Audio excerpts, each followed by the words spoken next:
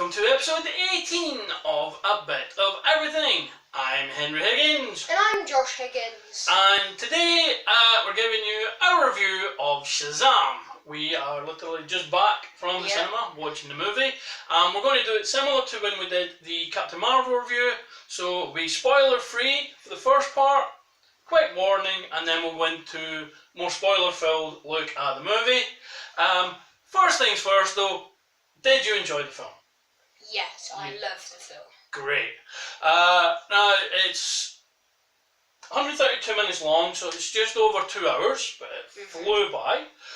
Stars Zachary Levi as Shazam, Asher Angel as Billy Batson, the kid who becomes Shazam.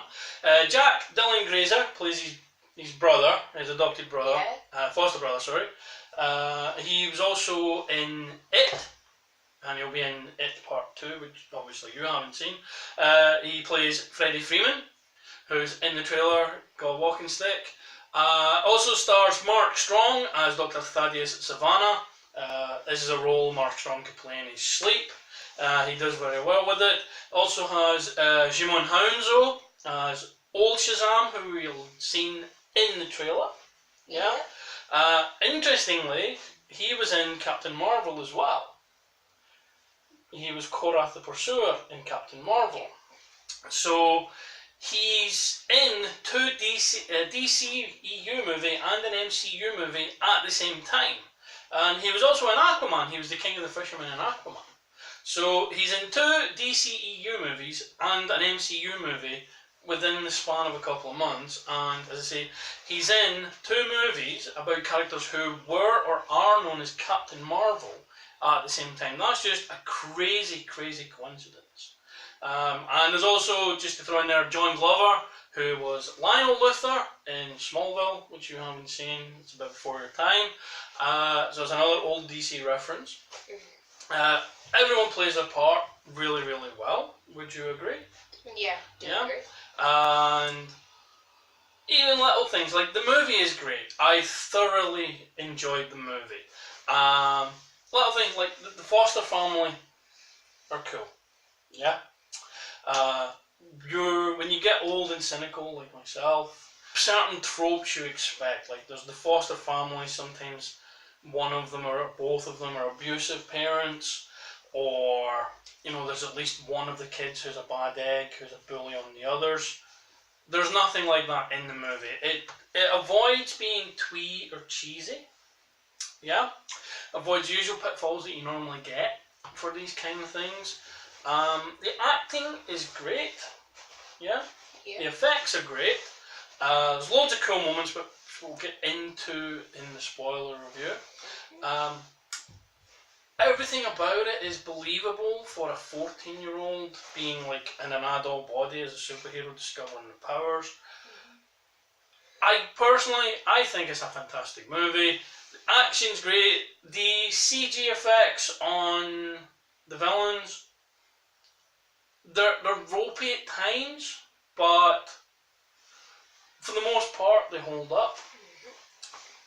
It is a movie aimed more at the younger market. It's aimed at kids. However, I'm not getting into much spoiler detail now. There are some moments that are really brutal and surprisingly brutal for a film that they're marketing as more for the children. So if you are taking some young kids, be wary of that. But for me, it's a definite 4 out of 5 star. Go and see it. It's open this weekend. Go there. The DCEU are killing it at the moment. I've enjoyed the DCEU movies, but I can see what the problems are. But Aquaman and Shazam are where it's at right now. Yeah. So go and see it. For me, 4 out of 5 stars. What about you? What's your opinion on the movie? I think overall it's a great movie. Good length, as you said. Aimed for kids with a bit darker stuff in it. But I'd give it a solid 4.5 stars. Oh, 4.5 stars for you. Yeah, one of my favourite DC movies. So you would give it 4.5 out of 5. I give it 4 out of 5. that is pretty good average. Okay, so I put it on a par with Captain Marvel. You put it slightly above Captain Marvel in that regard. Go and see it. You'll enjoy it. The DCEU seemingly is back on track. So that's the spoiler-free review done. We're going to be going into in-depth in a minute. So we'll see you on the other side.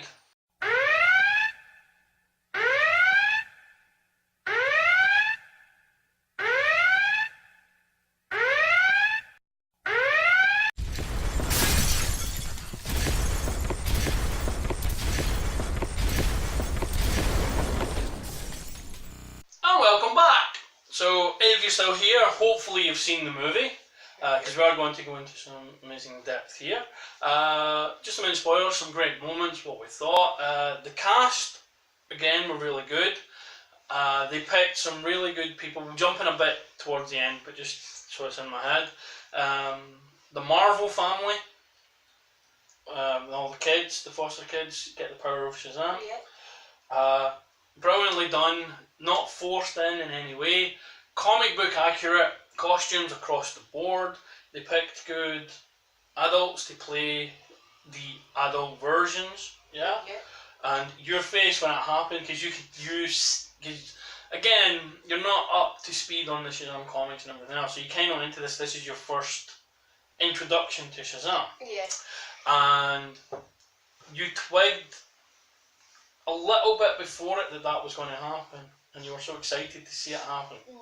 And it was great. So yeah, that was really well done. If we go back to the beginning though, some of the scenes in the trailer actually aren't from Billy Batson, they're from Thaddeus, Dr. Thaddeus Savannah, the villain of the film. And it's him as a young kid in the opening, who is brought to old Shazam, Jimon Houser, because he needs a champion.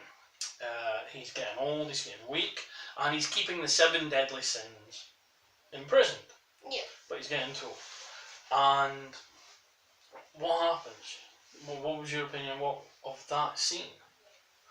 So the start of the scene, he comes in and old Shazam does a lot of this like magic stuff, saying like, these are the deadly sins, I'm getting old, I need to pass my power to someone.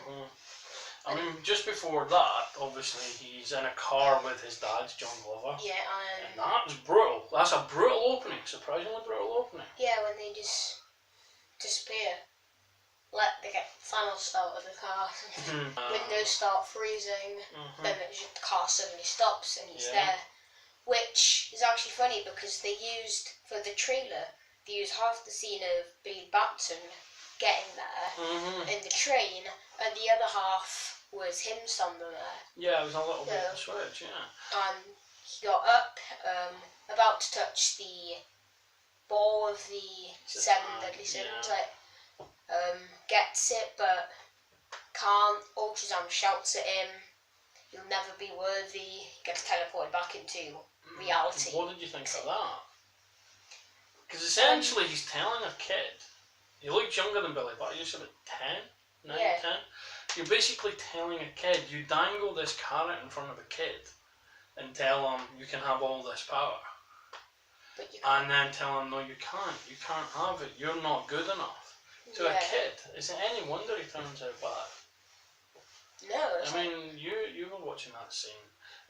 But then obviously he gets kicked out, doesn't he? Sent back to the car.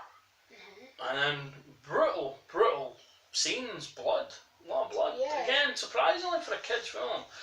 John Glover's his dad shouts at him, they end up getting hit by a truck, he gets thrown out of the car, blood everywhere, and the older brother blames him for it. And that leads him down his dark path.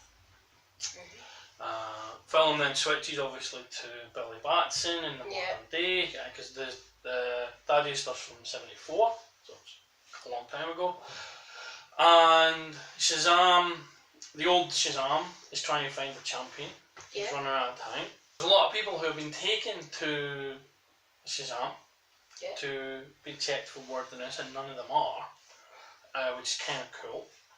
And then Billy Batson gets in. He obviously knows, this isn't a spoiler obviously, Billy Batson gets the power, becomes Shazam, and then like it's a 3-act movie, pretty clear-cut 3-act movie, and the second act is them basically working out what powers he's got. Yep.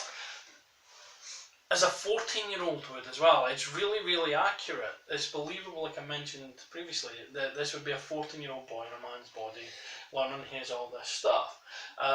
So they do the whole learning how to be a superhero, learning what his powers are. Yep. Montage, and what's kind of cool is obviously Freddy's a big superhero fan. So we've got Batarang, which you see in the trailer, and the Superman bullet.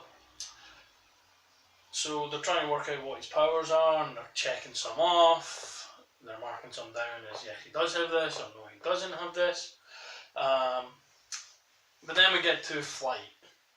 Yeah. And it's like, can you fly? Like, how do you fly? Yeah. And it's a great thing. It's like, well, how do you fly? He doesn't know. Yeah. It's kind of cool. Think they can fly. Believe you can. Believe you can. Didn't work. No. So that's all pretty cool as well, and that leads to the grocery store robbery, which is also from the trailer. Yeah. Brilliant scene. It is a great scene. However, it's in the movie, it's a lot more extended. It's a much longer scene than you think it's going to be. But it's beautifully done, isn't it? Obviously, you see in the trailer, that's where he finds out he's bulletproof, but that's just part of it. Yeah, you really love this scene. This time, which is when he got shot, like, in the trailer, he obviously says, "Ha, I'm bulletproof, you're dead," type thing. But the gap between those two lines is like at least a minute, 2 minutes, because what happens is he gets shot, gets the gun, takes the gun off him, finds out he's bulletproof, then gives the gun back to him, and then says, "Shoot me." So basically telling robbers to shoot him, and then And what do you think of the scene? the scene is great. It's funny, yeah. You really enjoyed And it. Freddy says, "We have to find out if it's the suit or you. Shoot him in the face." And then he's like, "Yeah, shoot me in the face." "Oh wait, what?" And then it plays out like it does in the trailer. And then that's what he says, the dead part. But as with anything like these movies, that's just a lead into the introduction to the villain. And Dr. Savannah learns what has actually happened, because he's using a foundation, and it's supposed to be a mass hysteria, that's the cover, to find all these people like him who was picked by Shazam, the old Shazam, to be this power. And he's trying to work out how to get back there. And then he finally twigs someone's actually, because it messes with electrical stuff, what you see in the trailer messes with the subway, the announcement of what the next stop is. But with this one person, it's her alarm clock.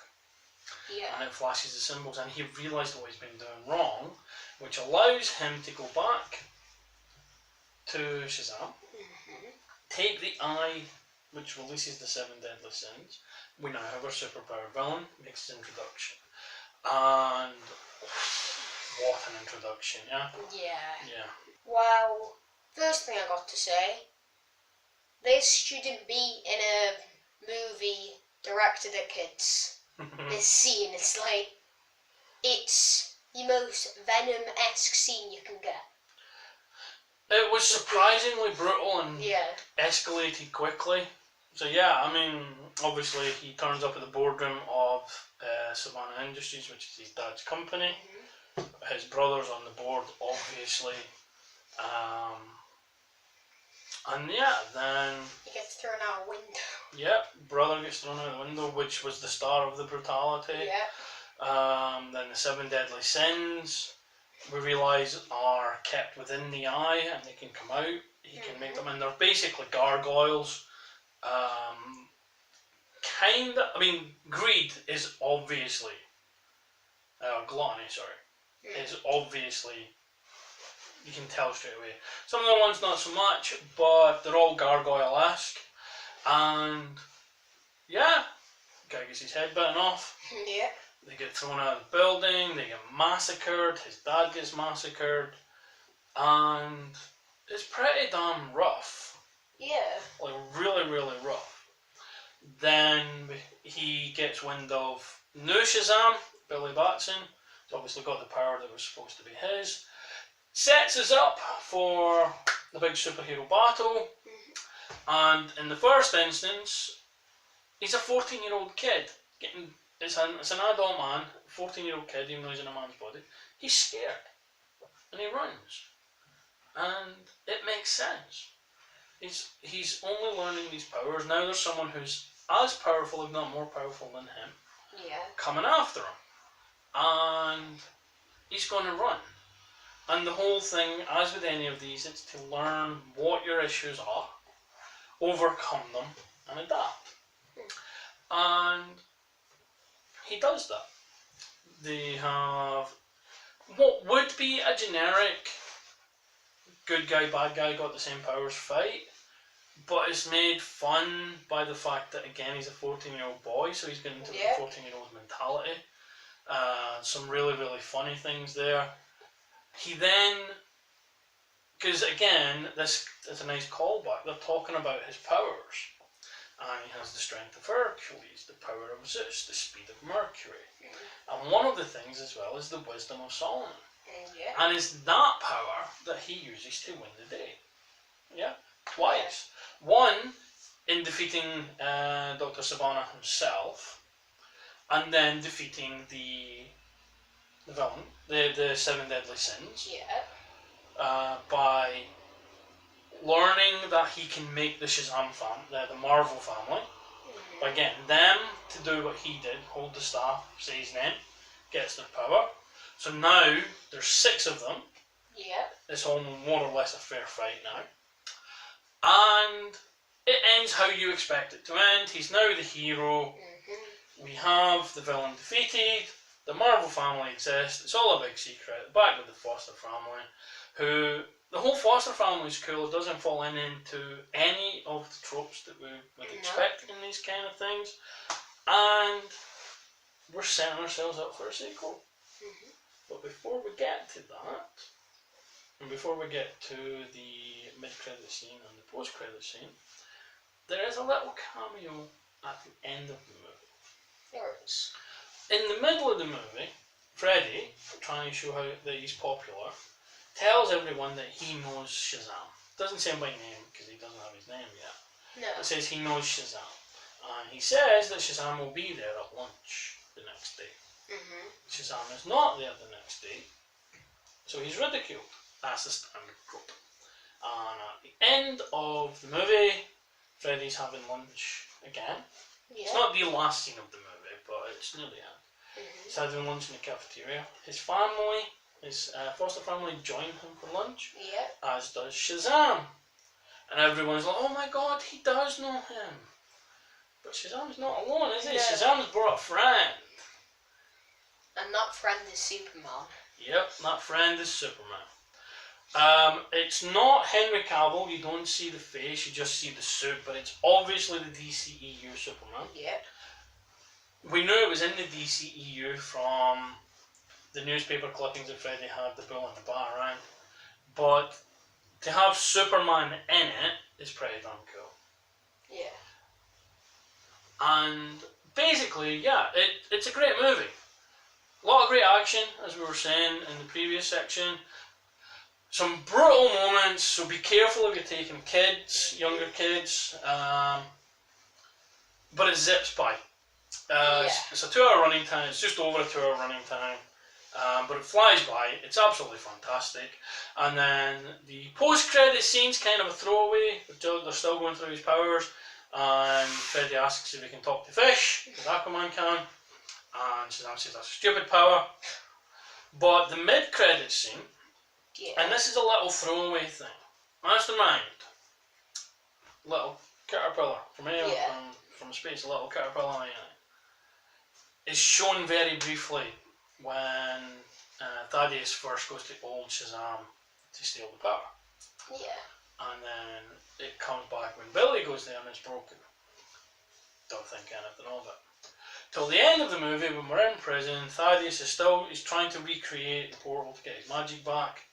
And then Mr. Mind appears. And it looks like it's the bad guys teaming up. So it's definitely sequel potential. I hope this does amazing business. Obviously, it's opening weekend. I don't think it's going to do Captain Marvel money. I don't think it's going to do Aquaman money, which topped $1 billion.